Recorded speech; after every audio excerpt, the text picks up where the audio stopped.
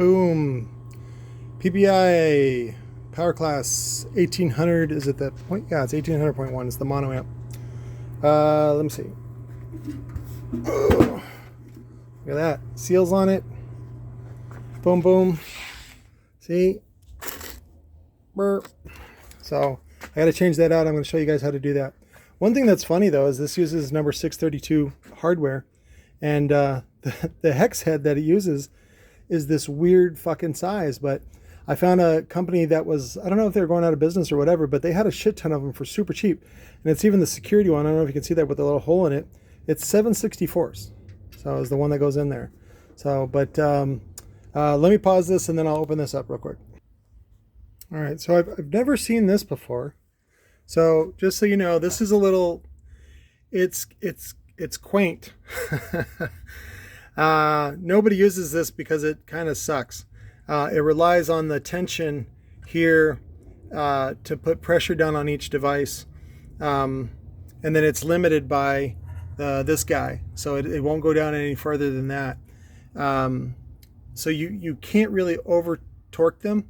The other thing is I watched Bernie Boland actually do these like in a pattern so that I was like, that's not how it works, but that's fine. We all still have our superstitions.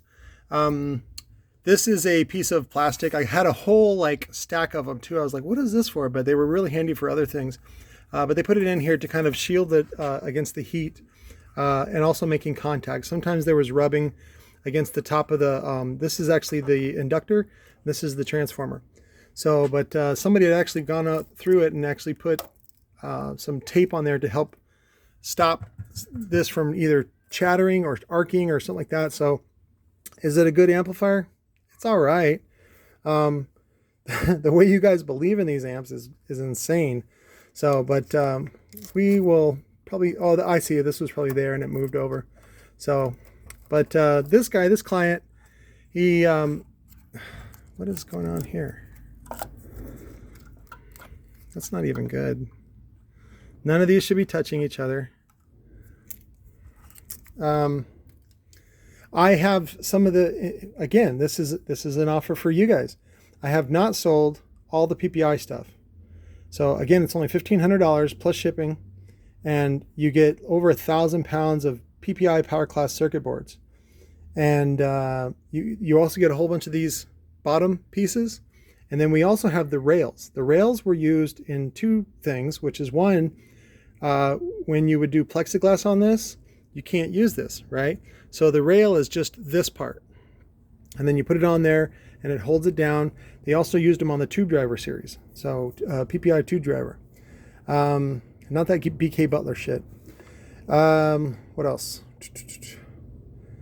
Yeah, so they used the plexi, and so you just do the rails. So it's just a preferred look if you want to show it off. Some people would also do LEDs in here in the fan or whatever on the underside.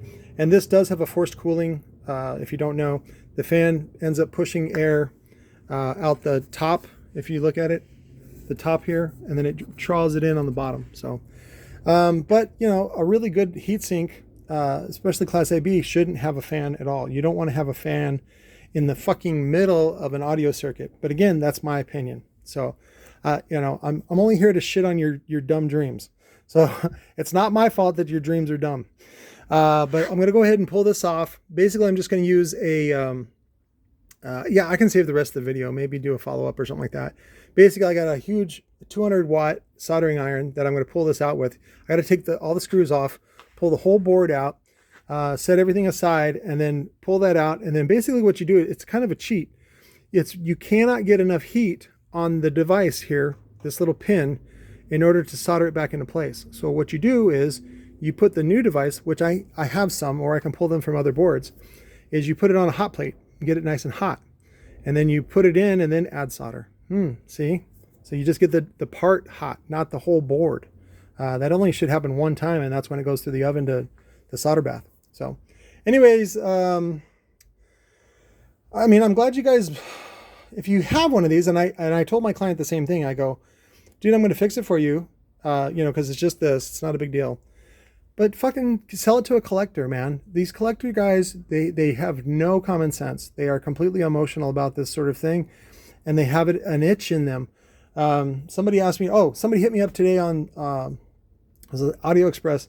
One of the, a lot of guys that work at Audio Express and dealer places, they'll send people my way because they love me and they know what I do. And so it's kind of nice when I get a client. But however, the client showed up today for ferrules, and I'll do a whole thing on ferrules and other stupid ideas that you guys have.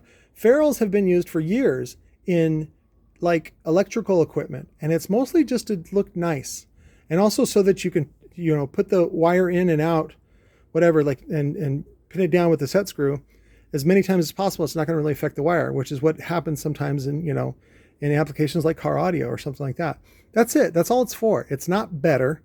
It just to sort of encapsulate the wire. Now you don't want to buy cheap ferrules. So typically the good ferrules are made of copper or brass, and then they're plated with nickel. That's it. I don't like anything getting in between the wire and the terminal. So including these plugs, but I do have the plugs and I do have ferrules. But a lot of that shit you should just buy on Amazon if you really got to have it, or better yet, you don't even need it. So don't even use it. So anyways, I love you guys. Here's some board porn. And there's the Rev. What is it? The Rev 3. So 1800 Rev 3. And then let's see if there's anything else. Made in USA. I don't know. Does it date? I don't know. We'll see. Anyways, I love you guys. Talk to you later.